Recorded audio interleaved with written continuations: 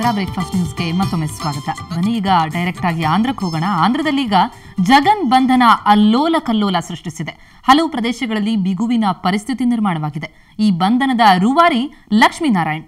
ಜಗನ್ ಮಾತ್ರವಲ್ಲ, ಹಲವು ಕುಳಗಳಿಗೆ ಇವರ ಹೆಸರು ಹೇಳಿದ್ರೆ ಸಾಕು ಎಸಿ ರೂಮ್ನಲ್ಲೂ ಬೆವರಿಳಿದು ಬಿಡುತ್ತೆ. ಯಾರವರು, ಏನ್ ಕತೆ ನೋಡೋಣ.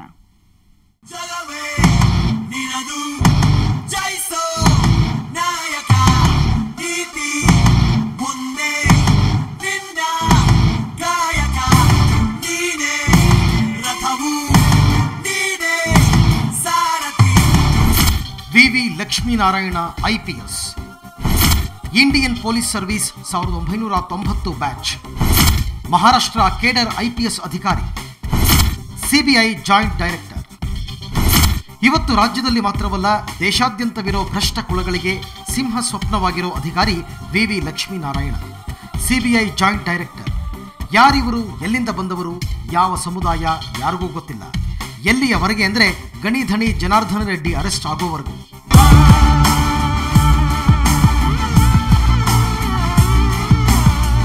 ಎಸ್, ತಮ್ಮದೇ ಕೋಟೆ ಕಟ್ಟಿಕೊಂಡು ಮೆರೆದಾಡುತ್ತಿದ್ದವರು ಜನಾರ್ದನ ರೆಡ್ಡಿ. ಆ ಕೋಟೆಯನ್ನ ಭೇದಿಸಿ ರೆಡ್ಡಿ ಮನೆಗೆ ಬಂದು ರೆಡ್ಡಿಯನ್ನ ಚಂಚಲಗೂಡ ಜೈಲಿಗೆ ಹಾಕಿದವರು ಇದೇ ಅಧಿಕಾರಿ. ಆಗಲೇ ಲಕ್ಷ್ಮೀನಾರಾಯಣ ಅಂದರೆ ಭ್ರಷ್ಟರಿಗೆ ನಡುಕ ಶುರುವಾಗಿದ್ದು. ಸತ್ಯಂ ರಾಮಲಿಂಗರಾಜು, ಜನಾರ್ದನ ರೆಡ್ಡಿ, ಯಡಿಯೂರಪ್ಪ, ಈಗ ಜಗನ್ಮೋಹನ್ ರೆಡ್ಡಿ, ಇವರೆಲ್ಲರಿಗೂ ಲಕ್ಷ್ಮೀನಾರಾಯಣ ಅಂದರೆ ಎಸಿಯಲ್ಲೂ ಬೆವರಿಳಿಯುತ್ತೆ.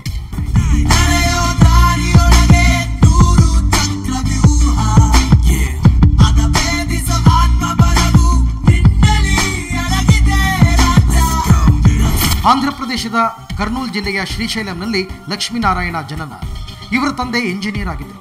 ಹೀಗಾಗಿ ಮಗನನ್ನು ಇಂಜಿನಿಯರ್ ಮಾಡಬೇಕು ಎನ್ನುವ ಕನಸು ಕಂಡಿದ್ದರು. ಆದರೆ ಲಕ್ಷ್ಮೀನಾರಾಯಣ ಅವರ ಚಿತ್ತ IPS ಕಡೆ ತಿರುಗಿತು. 1990ರಲ್ಲಿ IPS ಅಧಿಕಾರಿಯಾದರು. ಬಳಿಕವೇ ನಾಂದೇಡ್ SP, ಮಹಾರಾಷ್ಟ್ರದಲ್ಲಿ ಭ್ರಷ್ಟಾಚಾರ ನಿಗ್ರಹ ದಳದಲ್ಲಿ ಕರ್ತವ್ಯ ನಿರ್ವಹಿಸಿ ತಮ್ಮ ದಕ್ಷತೆಯನ್ನು ತೋರಿಸಿದರು. 2006ರಲ್ಲಿ ಹೈದರಾಬಾದ್ಗೆ ಕಾಲಿಟ್ಟರು. ಆಗಿನಿಂದಲೇ ಮಾಧ್ಯಮದವರನ್ನ ದೂರವಿಡುವುದು, ಆಪರೇಷನ್ ಮುಗಿಯುವವರೆಗೂ ಹಿರಿಯ ಅಧಿಕಾರಿಗಳನ್ನು ಬಿಟ್ಟು ಯಾರಿಗೂ ಸೀಕ್ರೆಟ್ ಬಿಟ್ಟು ಕೊಡದೆ ಕೆಲಸ ಮುಗಿಸೋದು ಲಕ್ಷ್ಮೀನಾರಾಯಣ ಅವರ ಸ್ಪೆಷಾಲಿಟಿ. ದೇಶದ 15ಕ್ಕೂ ಹೆಚ್ಚು ಹೈ ಪ್ರೊಫೈಲ್ ಕೇಸ್ಗಳನ್ನು ಹ್ಯಾಂಡಲ್ ಮಾಡುತ್ತಿದ್ದಾರೆ. ಸದ್ಯಕ್ಕೆ ಲಕ್ಷ್ಮೀನಾರಾಯಣ ಜಗನ್ ಸಾಮ್ರಾಜ್ಯ ಬಣ್ಣ ಬಯಲು ಮಾಡಲು ಹೊರಟಿದ್ದಾರೆ. ಅದು ಆಂಧ್ರದಲ್ಲಿ ಉಪಚುನಾವಣೆಗಳು ನಡೀತಾ ಇವೆ. ಇಂಥ ಸಮಯದಲ್ಲೂ ಜಗನ್ ಬಂಧನವಾಗಿದೆ. ಸದ್ಯ ಜಗನ್ ಈಗ ಚಂಚಲಗೂಡ ಸೇರಿದ್ದಾರೆ. ಐಷಾರಾಮಿ ಜೀವನ ನಡೆಸಿದ ಜಗನ್ ಈಗ ಸಾಮಾನ್ಯ ಖೈದಿಯಂತೆ ಜೀವನ ನಡೆಸುವಂತಹ ಪರಿಸ್ಥಿತಿ ನಿರ್ಮಾಣವಾಗಿದೆ. ಇದಕ್ಕೆಲ್ಲ ಕಾರಣವಾಗಿದ್ದು ಇದೇ ಲಕ್ಷ್ಮೀನಾರಾಯಣ್. ಒಟ್ಟಿನಲ್ಲಿ ಲಕ್ಷ್ಮೀನಾರಾಯಣ್ ಅದೆಷ್ಟೋ ಭ್ರಷ್ಟರ ಎದೆ ನಡುಗಿಸಿದ್ದಾರೆ, ನಡುಗಿಸುತ್ತಲೇ ಇದ್ದಾರೆ. ವಿವೇಕ್ ಆರ್ಸಿ, ನ್ಯೂಸ್ ಬ್ಯೂರೋ, ಸುವರ್ಣ ನ್ಯೂಸ್. ಒಟ್ಟಿನಲ್ಲಿ ಲಕ್ಷ್ಮೀನಾರಾಯಣ್ ಭ್ರಷ್ಟರ ಪಾಲಿಗೆ ಸಿಂಹ ಸ್ವಪ್ನವೇ ಸರಿ. ಓಕೆ, ಇನ್ನು ಮುಂದಿನ ಸುದ್ದಿ ನೋಡೋದಾದ್ರೆ, ಆಸ್ತಿಗಾಗಿ ಏನೇನೋ ಅವಾಂತರಗಳು ನಡೆದಿರ್ತವೆ. ಬದುಕಿರೋರನ್ನ ಸಾಯಿಸಲೂಬಹುದು. ರಾಮನಗರದಲ್ಲಂತೂ ನೀರು ಕುಡಿದಷ್ಟೇ ಇದು ಸಲೀಸು. ದಾಖಲೆಗಳಲ್ಲಿ ಸತ್ತ ವೃದ್ಧೆಯ ಹೋರಾಟಕ್ಕೆ ಮಾತ್ರ ನ್ಯಾಯವೇ ಸಿಗ್ತಿಲ್ಲ.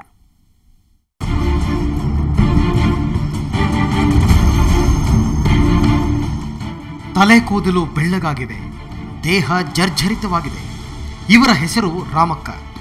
ತುಮಕೂರಿನ ಶಿರಾದ ಸಪ್ತಗಿರಿ ಬಡಾವಣೆಯಲ್ಲಿ ವಾಸವಿದ್ದಾರೆ. ಆದರೆ ದಾಖಲೆಗಳ ಪ್ರಕಾರ ಇವರು ಸತ್ತು 7 ವರ್ಷಗಳೇ ಕಳೆದಿವೆ. ಹೌದು, ರಾಮಕ್ಕರ ಪತಿಯ ತಂಗಿ ಗೌರಮ್ಮ ಈಕೆ ಮರಣ ಪ್ರಮಾಣ ಪತ್ರ ಸೃಷ್ಟಿಸಿ ಇವರ ಪಾಲಿನ 2 ಮನೆ ಹಾಗೂ ಭುವನಹಳ್ಳಿಯಲ್ಲಿರೋ 4 ಎಕರೆ ಜಮೀನನ್ನು ತಮ್ಮ ಹೆಸರಿಗೆ ಮಾಡಿಸಿಕೊಂಡಿದ್ದಾರೆ. ಇದಾಗಿ 5 ವರ್ಷ ಕಳೆದ ಬಳಿಕ ತಮ್ಮ ಜಮೀನಿನ ಪಹಣಿಯನ್ನು ಪಡೆಯಲು ಹೋದಾಗ ರಾಮಕ್ಕರಿಗೆ ಈ ವಿಷಯ ಗೊತ್ತಾಗಿದೆ. ಅಂದಿನಿಂದ ರಾಮಕ್ಕ ನ್ಯಾಯಕ್ಕಾಗಿ ಹೋರಾಡ್ತಾ ಇದ್ದಾರೆ. ಮಳ್ಳೂರು ದಿನಕ್ಕೆ ವಾಸ ಇದ್ದಂಗೆ, ಮಳ್ಳೂರು ದಿನಕ್ಕೆ ಸತ್ತೋದಂಗೆ ನನ್ನ ಮರಣ ಪತ್ರ ತಗೊಂಡು ಸಿರಾದಲ್ಲಿರೋ ಜಮೀನು ಇಲ್ಲಿ ಮಾಡಿಸ್ಕೊಂಡೈತಿ. ನಮ್ಮ ಗೌರಮ್ಮ, ನನ್ನ ಆದ್ನಿ, ನಮ್ಮ ಯಜಮಾನ್ರ ತಂಗಿ. ಒಂದು ಮನೆ ನಮ್ಮ ಯಜಮಾನ್ರು ಸತ್ತೋದ್ಮೇಲೆ ಮಾಡಿಸ್ಕೊಂಡೈತೆ, ಒಂದು ಮನೆ ನಮ್ಮ ಮಾವರು ಸತ್ತೋದ್ಮೇಲೆ ಮಾಡಿಸ್ಕೊಂಡೈತೆ. ನಮ್ಗೇನು ಇಲ್ದಂಗೆ ಮಾಡೈತೆ. ಗೌರ್ಮೆಂಟ್ ಕೆಲಸದಾಗ ಐತಿ. ನೆಲಮಂಗಲದಾಗ ಬೇಕಾದಂಗೆ ಮನೆಗಳು 3-4 ಮನೆ ಕಟ್ಸ್ಕೊಂಡೈತೆ. ನಮ್ಗೆ ಯಾತದ್ದು ಇಲ್ಲ. 2005ರ ಡಿಸೆಂಬರ್ 13ರಂದು ತುಮಕೂರಿನ ಮರಳೂರು ದಿಣ್ಣೆಯ ಮನೆಯಲ್ಲಿ ರಾಮಕ್ಕ ಮೃತಪಟ್ಟಿದ್ದಾರೆ ಅಂತ ನಕಲಿ ದಾಖಲೆ ಸೃಷ್ಟಿ ಮಾಡಿದ್ದಾರೆ. ಡಿಸೆಂಬರ್ 29ರ 2005ರಂದು ಗಂಗಮ್ಮ ಸಹಿ ಮಾಡಿ ಪ್ರಮಾಣ ಪತ್ರ ಪಡೆದುಕೊಂಡಿದ್ದಾರೆ. ಇದಕ್ಕೆ ಆಗಿನ ಜನನ ಮರಣ ಕಚೇರಿಯ ರಿಜಿಸ್ಟ್ರಾರ್ ನಾಗಪ್ಪ ಅವರು ಶಾಮೀಲಾಗಿದ್ದಾರೆ ಎನ್ನುವುದು ರಾಮಕ್ಕ ಕುಟುಂಬದವರ ಆರೋಪ. ನಮ್ಮ ಆಸ್ತಿ ಎಲ್ಲ ನಮ್ಮ ಅಪ್ಪನ ತಂಗಿ ಬದಲಾವಣೆ ಮಾಡಿಕೊಂಡು ಅವ್ರು ಅನುಭವಿಸ್ತಿದ್ದಾರೆ. ನಮಗಂತೂ ತಿನ್ನಕ್ಕೆ ಊಟಕ ಏನೂ ಇಲ್ಲ. ನಮ್ಗೆ ಎಲ್ಲೂ ನ್ಯಾಯ ಸಿಗ್ತಾ ಇಲ್ಲ. ಇಲ್ಲಿಗೆ ಬಂದು 2 ವರ್ಷದಿಂದ ತಿರುಗ್ತಾ ಇದ್ದೀವಿ, ಕೋರ್ಟಲ್ಲಿ ಹಾಕೊಂಡು ತಿರುಗ್ತಾ ಇದ್ದೀವಿ. ಎಲ್ಲ ವಿರುದ್ಧವಾಗೇ ಹೋಗ್ತಾ ಇದೆ. ನಾವು ಬಡವರಾಗಿರೋದ್ರಿಂದ ನಮ್ಮ ಹತ್ರ ಏನು ಹಣ ಚಲಾವಣೆ ಇಲ್ಲ ಅಂದ್ಬಿಟ್ಟು ಎಲ್ಲ ಹಣ ಚಲಾವಣೆ ಇರೋರ ಕಡೆನೇ ಹೋಗ್ತದೆ. ನಮಗೆ ನ್ಯಾಯ ಸಿಗ್ತಾ ಇಲ್ಲ. ನಮ್ಮ ತಾಯಿಗಂತೂ ನಾವೇ ನೋಡ್ಕೋಬೇಕು. 4 ಜನ ಮಕ್ಳಿಗೂ ಮದುವೆ ಆಗಿದೆ. ತಾಯಿ ಒಬ್ಳೆ ಬಡ ಸ್ಥಿತಿನಲ್ಲಿದ್ದಾಳೆ.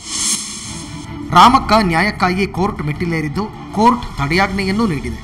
ಆದರೆ ಅಕ್ರಮವೆಸಗಿದವರ ವಿರುದ್ಧ ಯಾವುದೇ ಕ್ರಮ ಕೈಗೊಳ್ಳದೇ ಇರೋದು ಇವರಿಗೆ ಬೇಸರ ತರಿಸಿದೆ. ಒಟ್ಟಿನಲ್ಲಿ ಅಧಿಕಾರಿಗಳ ಹಣದಾಹಕ್ಕೆ ರಾಮಕ್ಕ ಅಲೆದು ಸುಸ್ತಾಗಿದ್ದಾರೆ.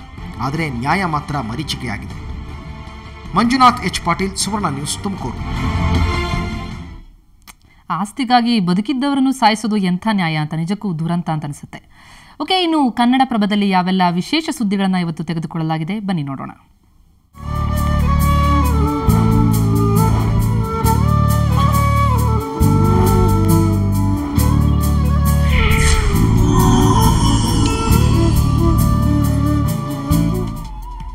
ನಿಮ್ಮ ನೆಚ್ಚಿನ ಕನ್ನಡಪ್ರಭ ಇವತ್ತು ಹಲವು ವಿಶೇಷ ಸುದ್ದಿಗಳನ್ನು ಹೊತ್ತು ತಂದಿದೆ. ಮೊದಲ ಪುಟದಲ್ಲಿ ರೆಬಲ್ ಸ್ಟಾರ್ ಅಂಬರೀಶ್ ಹುಟ್ಟುಹಬ್ಬದ ವಿಶೇಷ ವರದಿ ಇದೆ. ಇದಕ್ಕೆ ಕನ್ನಡದ ಅಂಬಿಗನಿಗೆ 60ರ ಇಂಬು ಎಂಬ ಶೀರ್ಷಿಕೆ ನೀಡಲಾಗಿದೆ. ಇದೇ ವರದಿಯಲ್ಲಿ ಸ್ನೇಹ ಚಿರಂಜೀವಿ ಎಂಬ ಉಪಶೀರ್ಷಿಕೆಯಡಿಯಲ್ಲಿ ಮೆಗಾಸ್ಟಾರ್ ಚಿರಂಜೀವಿ ಅಂಬಿ ಬಗ್ಗೆ ಒಂದಷ್ಟು ಮಾತುಗಳನ್ನಾಡಿದ್ದಾರೆ. ಇನ್ನು ಮೊದಲ ಪುಟದಲ್ಲೇ ಡಿಜಿಪಿ ಹುದ್ದೆ ಬಿದಿರಿ ಹೋರಾಟಕ್ಕೆ ಸೋಲು ಎಂಬ ತಲೆಬರಹದಡಿ ಬಿದರಿಯವರ ಮರುಪರಿಶೀಲನಾ ಅರ್ಜಿಯನ್ನ ಹೈಕೋರ್ಟ್ ವಜಾಗೊಳಿಸಿದ ಸುದ್ದಿಯನ್ನ ವಿವರವಾಗಿ ನೀಡಲಾಗಿದೆ. ಇನ್ನು ಪುಟ 4ರಲ್ಲಿ ರಾಜಧಾನಿಯಲ್ಲಿ ಸಂಚಾರ ದಟ್ಟಣೆ ಉಪಶಮನ ಸಾಧ್ಯವೇ ಎಂಬುದರ ಕುರಿತು ಜಾಮ್ ಜಂಕ್ಷನ್ ಕಾಲಂನಲ್ಲಿ ವಿಶೇಷ ವರದಿ ಪ್ರಕಟವಾಗಿದೆ. ಪುಟ 6ರಲ್ಲಿ ಆಗೀಗ ಎಂಬ ಅಂಕಣದಲ್ಲಿ ಭಾರತ ಪಾಕ್ ಮೈತ್ರಿ ಮಾತುಕತೆ ಕುರಿತು ಮಾತುಕತೆ ಎಂಬ ಮೋಸದಾಟಕ್ಕೆ ಬಲಿಯಾಗುವ ಭಾರತ ಎಂಬ ಶೀರ್ಷಿಕೆಯಡಿ ರವಿಶಂಕರ್ ಅವರು ವಿಶೇಷ ಲೇಖನ ಬರೆದಿದ್ದಾರೆ. ವೀಕ್ಷಕರೇ, ಇವಿಷ್ಟೇ ಅಲ್ಲ, ಇವತ್ತಿನ ಸಂಚಿಕೆಯಲ್ಲಿ ಅಂಬರೀಶ್ ಜನ್ಮದಿನದ ಹಿನ್ನೆಲೆಯಲ್ಲಿ ಅವರಿಗಾಗಿಯೇ ಹಲವು ಪುಟಗಳನ್ನು ಮೀಸಲಿಡಲಾಗಿದೆ. ಮಂಡ್ಯದ ಗಂಡಿನ ಕುರಿತು ಹಲವು ಲೇಖನಗಳು ಪ್ರಕಟವಾಗಿವೆ. ತಪ್ಪದೆ ಓದಿ. ಬ್ಯೂರೋ ರಿಪೋರ್ಟ್, ಸುವರ್ಣ ನ್ಯೂಸ್ 24/7. ಇವಿಷ್ಟು ಕನ್ನಡಪ್ರಭದ ಹೈಲೈಟ್ಸ್ಗಳಾಯಿತು. ಇನ್ನು ಕರ್ನಾಟಕದಲ್ಲಿ ಗೋಲ್ಡ್ ರೇಟ್ ಎಷ್ಟಾಗಿದೆ ಬನ್ನಿ ನೋಡೋಣ. 22 ಕ್ಯಾರೆಟ್ನ 10 ಗ್ರಾಂ ಚಿನ್ನಕ್ಕೆ 27,210 ರೂಪಾಯಿ, 24 ಕ್ಯಾರೆಟ್ನ 10 ಗ್ರಾಂ ಚಿನ್ನಕ್ಕೆ 30,000.